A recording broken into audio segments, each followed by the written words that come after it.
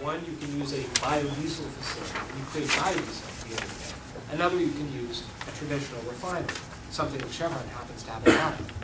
And you come out with not a biodiesel, you come out with a diesel fuel. It's a renewable diesel, meaning the characteristics for your engine are exactly the same. But the characteristics of the feedstock to make it and the sustainable process are completely different. So here you've got an option to take existing infrastructure, existing company, existing know-how, and transition it. Now I can come over there and I can say, Rod, I'm going to mandate that you do so many gallons of this per year, and it's going to cost you, and you're going to have to figure out how to deal with that cost. Maybe you pass it on to the consumer. Maybe you just take a lower salary out of your benevolence to the planet. And chances are there's going to be some resistance to it.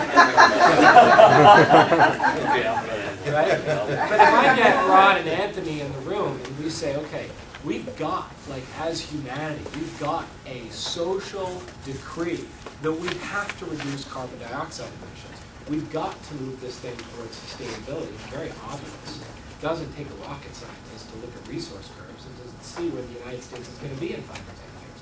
And we've got to look at human health impacts. And we're looking at statistics that say that 1 in 4 kids in California have asthma. But that's ridiculous when you consider that most kids spend the average of an hour and a half on a school bus a day. Where are those asthma situations coming from? They're coming from concentrated emissions, polycyclic aromatic hydrocarbons. So there are ways to reduce the human health impact. There are ways to move towards sustainability, ways to remove the carbon dioxide footprint over time. But it's only through some kind of mass global agreement of not just what are we going to do this year, but what is the pathway? What does it look this year? Well, obviously Chevron can't do it all in a day. And what does it look like in 3 years? Well, a lot can be done in 3 years. More than you think. Sweden has created a national mandate that it will be petroleum free by 2020. Now notice, it is not a national mandate that it will be petroleum company free by 2020. They're still going to have Statoil. They're still going to have all of those major energy companies supplying them with liquid fuels. You're not getting rid of Ford. You're not getting rid of Volvo. They're still driving cars. So the question is not, do we get rid of the companies that we see as polluters? Because everybody came here today on some form of fossil fuel transportation. The question is, how do we take the infrastructure, the pipelines, and the grid, and how do we transition what's going into that infrastructure so that we have a different thing coming out? And not through a hard regulatory beginning, but from the beginning of creating relationships where we can have a dialogue to agree on 3 standards. The carbon standards moving forward, sustainability standards moving forward, and human health standards moving forward. Josh, you're way too reasonable. We're not coming back to you again. Rod, you want to adopt the Swedish model here? But more importantly, there's a bill moving through the Senate Energy Committee, which seems to be picking up some momentum. I wonder if we could bring in that policy conversation which began in the U.S. California has migrated more into federal policy development, and talk a little bit about how that's going to influence the direction of the mix of fuels that drive this economy. Which bill are we talking about, or which legislative? Well, I was talking about the Kerry-Graham bill, I guess. But Cap and trade bill? Yeah. Well, it's an interesting thing, because that sort of ties to just one element of the policy. That's carbon footprint. What are we going to do with carbon, and how are we going to manage it in the future? And we all agree. I don't think any of us should be arguing tomorrow whether or not we need to reduce our carbon footprint. We all agree that's an obvious objective of a sustainable energy. The dilemma that we have as an industry is the presumptiveness that we can somehow we should be worried about taking that carbon from just a single asset or refinery or whatever it is. In that we need as broad a framework to take carbon out of the air as we can. So it can't just stop at the California border. It can't just stop in the 8 western states. The Western Climate Initiative isn't nearly sufficient. We need and Europe's got much more progressive in this area. Now they may have made a few missteps here and there, but they see it much more We have broadly. Nikkei from Japan here too, so you have to be. And the Japanese, everybody is, I think, other people see that as the way we would like to see it, is that if we're going to have a cap and trade program, if we're going to have protocols for reducing carbon emissions, and if we're really interested in CO2, taking CO2 out of the air, we need to be able to, for example, I'll just use an example in our own company. We need to be able to accept through whatever the appropriate protocol is. If we do not a steam flood, but if we do a project in Thailand, which we did recently, where we're using thermal power to generate electricity, so it's a non-emitting CO2 source.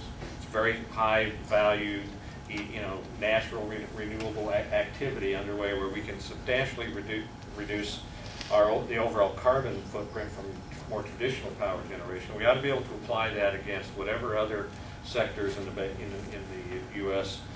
where we need those credits, if you will. So cap and trade is a process that is going to mature, and nobody quite today knows how it's going to end up. It is not without controversy, but the concept of a market, and allowing a market, if it's a robust, well-matured market that has good protocols in it, to allow the generation of credits to be utilized by the various sectors as we continue to move towards a more sustainable economy, to us, overall makes sense. We support it conceptually. We're not comfortable with some of the allocations that were made in the federal program as it's currently established. We think that those allocations were, certainly for our sector, were fairly small, and people largely will find, and you're going to have to still find them, you're going to buy them, whatever. But if that's the process, then we need to have a good market. And that means we have to have a market that isn't just focused on a single state or a single region within the state, but it has to be truly an international market. And we've got to get from here to there sooner than later, because we can't do it all ourselves in California. We can make good progress initially. We're going to do that under the framework of AB 32 in the short term, but we can't continue towards that 2050 goal with a process that limits our ability to go out and really find those credits across the entire universe. I want to turn to Anthony here for a second, but I just want to share with Rod in this discussion of cap and trade. If your home or business is next to an emitting industry, you're not so interested in cap and trade if that emitting industry is still emitting. So you have a problem in your own basin on how to deal with it. But Anthony, I just want to know, having chaired for a year a committee on trying to reform the emission process, whether you think we should make energy policy through an emission? Absolutely not. I learned my lesson, and the truth is that the energy policy is so complex, and there's so many moving parts on the table that doing it by essentially punting it off to the people to make the decisions in those areas, it's just not realistic, because what it does is it allows whoever's got the most money to run the most 30-second ads to come up with the most misleading and easily reductible argument. That's the person who's going to win the day, whether or not they carry the merits or not. And we saw that last year. Actually, I pretty much single-handedly led the fight against something that was called Proposition 10, which was T. Boone Pickens came to California and was trying to take $3 billion for a subsidy for natural gas vehicles in California. And myself and a few other people, we beat them. We had $200,000. They had $20 million, and we managed to beat them. So you don't always win with fun by having the most money.